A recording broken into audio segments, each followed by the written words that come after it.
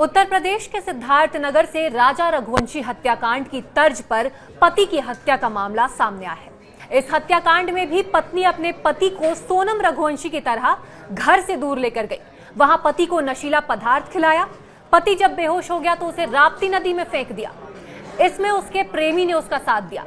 इसके बाद पुलिस के पास जाकर पति की गुमशुदगी का केस दर्ज करा दिया गया। पुलिस की जांच शुरू हुई तो पति को पत्नी के साथ आखिरी बार देखे जाने की बात सामने आई। पुलिस ने महिला से कड़ाई से पूछताछ की तो पूरा खेल खुलकर सामने आ गया।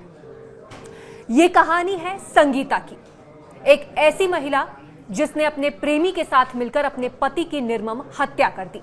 इस मामले का खुलासा तब हुआ जब पति का कंकाल मिलने के बाद पुलिस ने जांच शुरू की और चौंकाने वाला सच सामने आया। आइए इस पूरे मामले को विस्तार से समझते हैं। ये मामला हाल ही में सुर्खियों में आया जब एक एक्स पोस्ट में दावा किया गया कि संगीता ने अपने प्रेमी के साथ मिलकर अपने पति को नदी के पुल से पानी में फेंक दिया।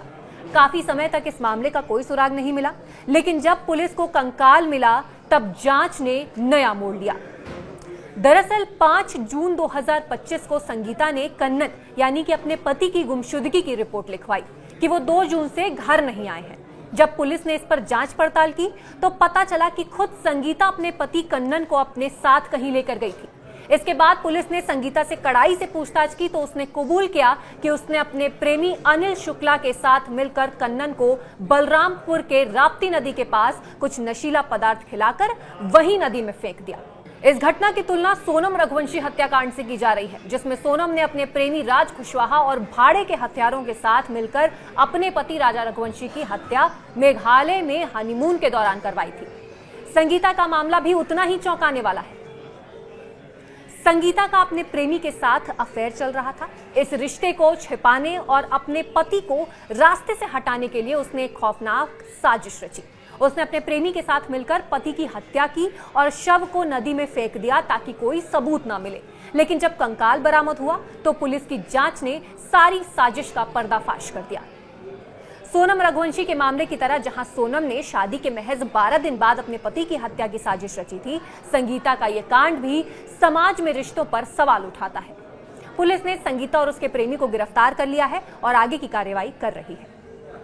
श्रीमती संगीता वाइफ ऑफ कन्नन जो रहकट थाना डबरुआ की रहने वाली हैं, इन्होंने अपने पति श्री कन्नन की गुमशुदगी की वो दिनांक 2/6 से घर नहीं आए हैं बाबत एक प्रार्थना पत्र दिए, जिसके संदर्भ में दिनांक 5 को ही थाना कोतवाली डबरुआ में गुमशुदगी दर्ज कर ली गई थी। गुमशुदगी की जांच थाना कोतवाली डबरुआ पुलिस द्वारा की जा रही थी। जांच के मध्य ये बात प्रकाश में आई कि खुद संगीता अपने पति कन्नन को साथ लेकर कहीं गई थी। कन्नन की गुमशुदगी के संदर्भ में पुलिस द्वारा संगीता से ही कड़ाई से पूछताछ की। संगीता द्वारा कड़ाई से पूछताछ में ये बात स्वीकार किया कि उसके प्रेमी अनिल शुक्ला जो थाना ललिया जनपद बलरामपुर के रहने वाले हैं, इन दोनों लोगों ने मिलकर कन्नन को कहीं बलरामपुर में राप्ती नदी पे कुछ खिलाकर, नशीला पदार्थ खिलाकर उसको वहाँ कहीं नदी में फेंक दिया है। इस संदर्भ में जो है बाबूलाल, कन्नन के भाई बाबूलाल द्वारा दिनांक 9/6/25 को संगीता व अनिल के विरुद्ध VNS की धारा 140(a) का अभियोग पंजीकृत कराया है। विवेचना के क्रम में थाना डबरुआ कोतवाली द्वारा विवेचना की जा रही है।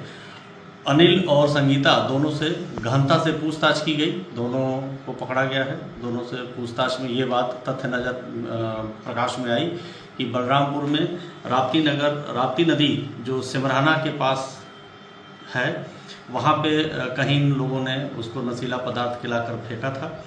आज विवेचना के क्रम में ही कोतवाली देहात जनपद बलरामपुर में सिमराना ग्राम की सीमा पे राप्ती नदी के किनारे एक कंकाल के रूप में कन्नन की मृत अवस्था में बॉडी मिली है।